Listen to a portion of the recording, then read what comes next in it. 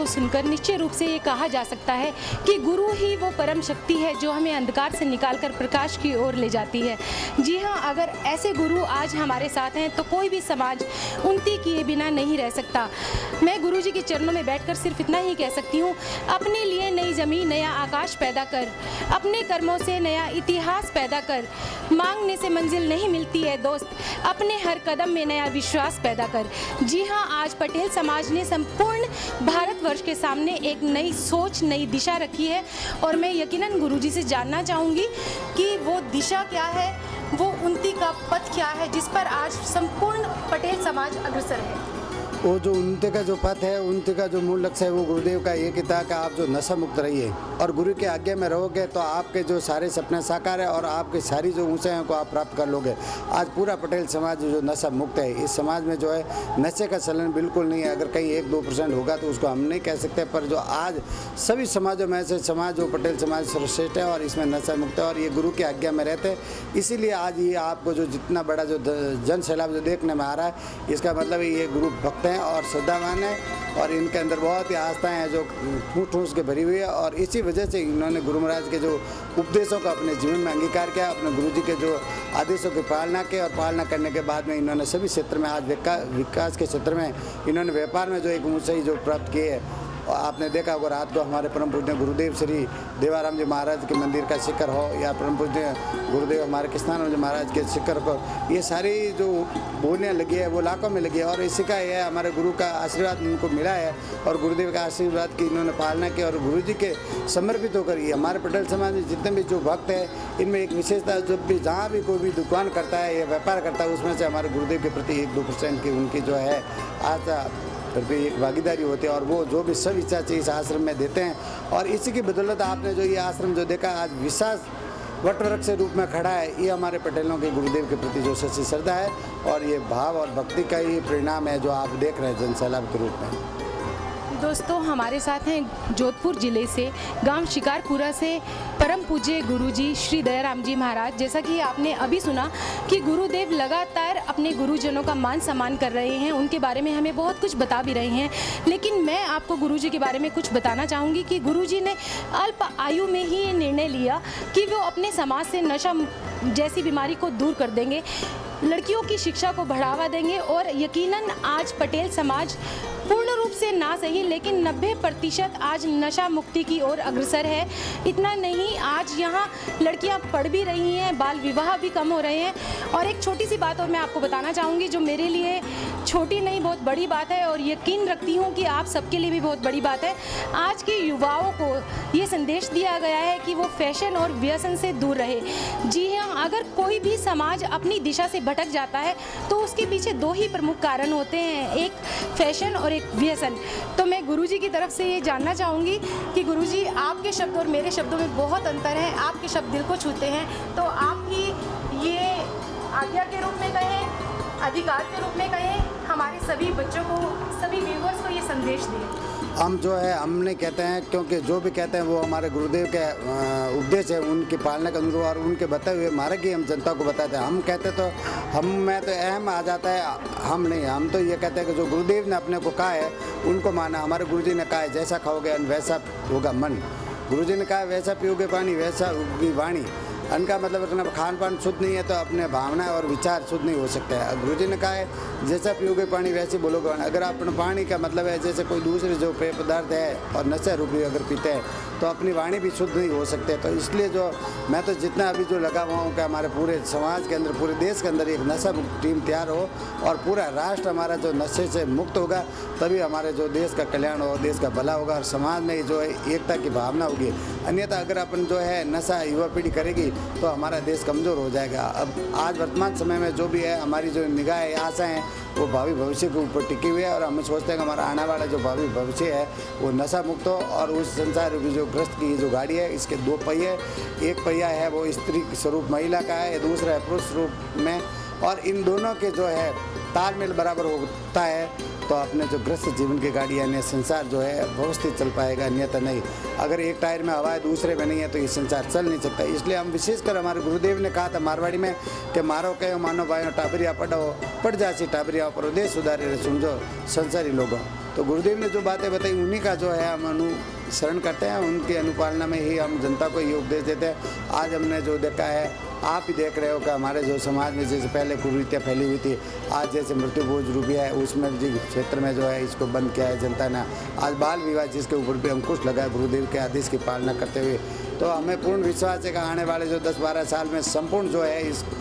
अज्ञानता रूपी जो अंधकार भरपड़ा है और कुरीतियों से जकड़े हुए उनसे छुटकारा इनको प्राप्त हो जाए, क्योंकि हम जो भी जहाँ भी जाते हैं हम हमारे गुरुदेव के उपदेशों ही को ही बताते हैं और इसी से हमारी जनता और ये जो पूरे देश का भला होने वाला। और हम ये नहीं कहते हैं, हम तो ये कहते हैं सभी समाजों को कहते हैं, क्योंकि सर्वर तरवर संत जन सोता वर्ष वेश सियारों ने धारी परमार्थ के लिए। संत किसी एक समाज का नहीं होता, संत सर्व समाज का होता है और संत जहाँ भी जाता है वो सभी के लिए भले की कामना करता है, न कि वो एक किसी जाति और विषय में। ठीक है, वो उस जाति और धर्म विषय जो उसने जन्म लिया होता है तो उसका थोड़ा आता उससे लगाव होता है, न कि संत का कोई परिवार होता है, न संत का कोई समाज होता है, संत सर्वोपरि होता है सबके लिए। हम तो ये भावना रखते हैं और सब जनता को कहते हैं कि कुटुंब वसुदेव कुटुंबकम की भावना से अपने को हम जो है भगवान श्री कृष्ण के परिवार में जैसे मोटा परिवार, एक परिवार में 10 मेंबर पर करोड़ों लोग, तो सब अपने परिवार की भावना में रहेंगे तो ये अपना जो ये देश का विकास होगा और अपने राष्ट्र का विकास होगा। फिर आजकल आप देख रहे हो ये बढ़ती बेरोजगारी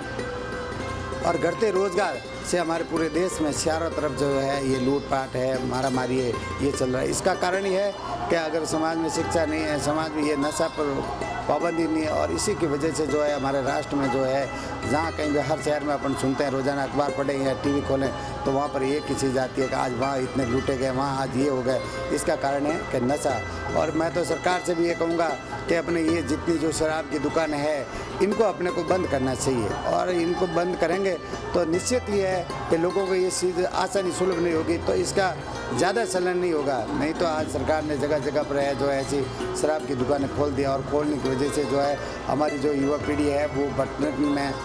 भटक जाती है। और इसलिए जो है मेरा जो सबसे आग्रह कि अपन जो है सरकार को भी ये कहे कि ये जो शराब की जो दुकानें हैं, शराब के जो लाइसेंस है इनको अपन बंद करें। गुजरात के अंदर जो है ऐसा चलन नहीं है। तो आज देखो जितना तरक्की और विकास गुजरात ने किया उतना अपने राजस्थान में होना चाहिए, वो हो नहीं पाया। और इसका मुख्य कारण ये कि जो भी है जो अपनी युवा पीढ़ी है, कोई भी लोग हैं वो इस नशे में मशगूल है और इसकी वजह से उनका जो चिंतन अपने न तो परिवार के प्रति हो सकता है, न देश के प्रति हो सकता है, न राष्ट्र के प्रति। इसलिए जो है अपन नशा से इनको दूर रखेंगे तो इनके दिमाग के अंदर ये नशा वो चीज़ है कि जैसे एक रोड होता है, उस रोड के ऊपर रोड ब्रेकर होता है, वैसे ये नशा अगर मनुष्य का दिमाग काम करता है, मनुष्य सोचता है मुझे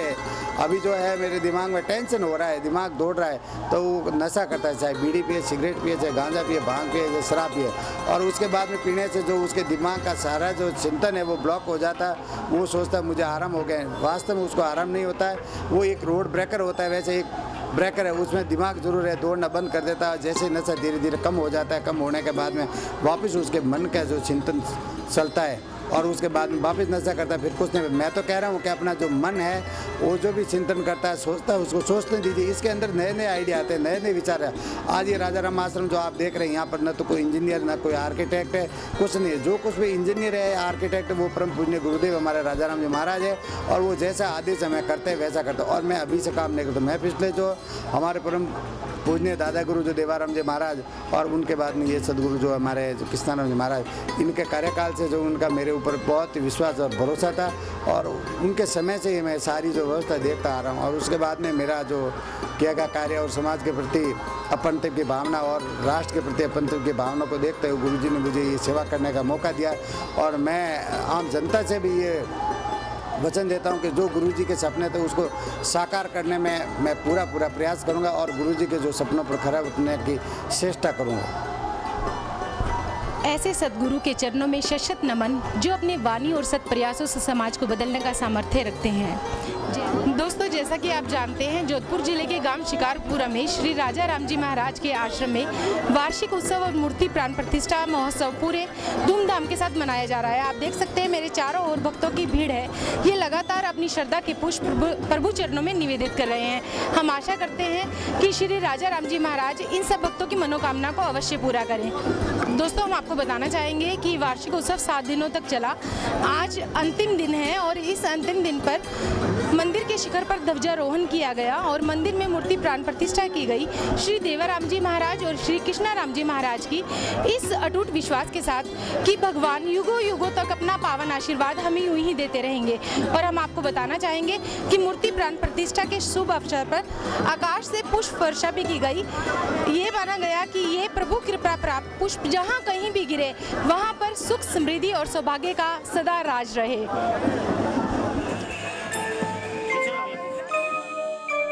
राम सिया राम सिया राम सिया राम जय राम सिया राम सिया राम सिया राम राम सिया राम सिया राम सिया राम जय राम सिया राम सिया राम राम सिया राम सिया राम सिया राम जय राम सिया राम सिया राम सिया राम राम सिया राम सिया राम सिया राम जय राम सिया राम सिया राम।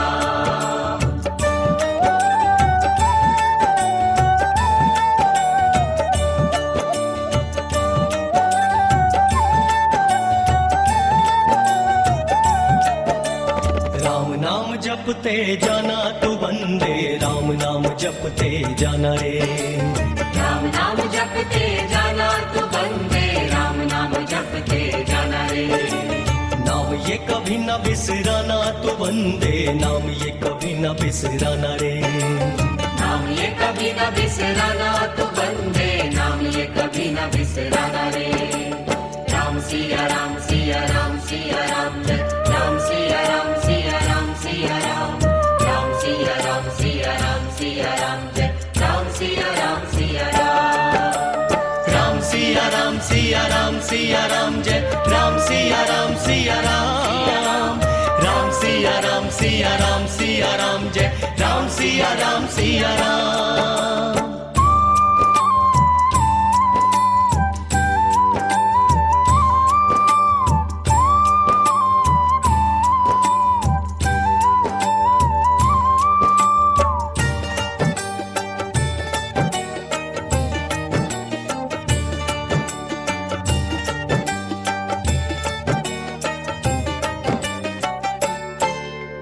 जाना है तुझे तो राजा राम की नगरिया, संभल संभल पग धरना,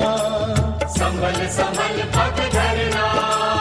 संभल संभल पग धरना। ओ काम क्रोध लोभ तेरी रोकेंगे डगरिया, मन में जरा ना डरना, मन में जरा ना डरना, मन में जरा ना डरना। पथ से भटक नहीं जाना रे तू बंदे,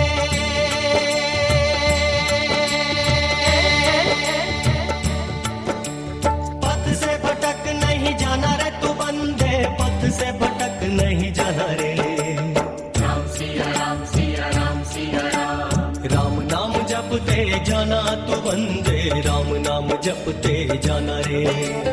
राम नाम जपते जाना तू बंदे राम नाम जपते जाना रे। राम सिया राम सिया राम सिया राम जय राम सिया राम सिया राम सिया राम राम सिया राम सिया राम सिया राम जय राम सिया राम सिया राम राम सिया राम सिया राम सिया राम जय राम सिया राम सिया राम राम सिया राम सिया राम सिया राम जय राम सिया राम सिया राम।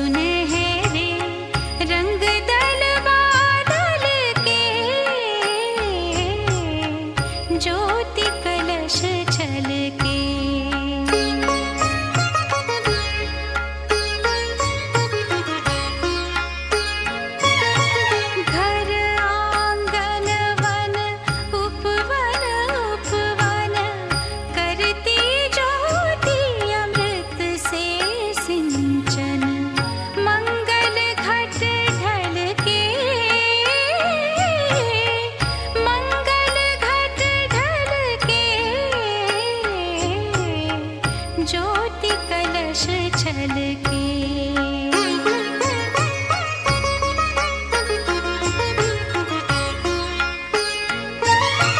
पात पात बिरवा हरियाला, धरती का मुख हुआ उजाला। सच सपने कल के, सच सपने कल के, ज्योति कल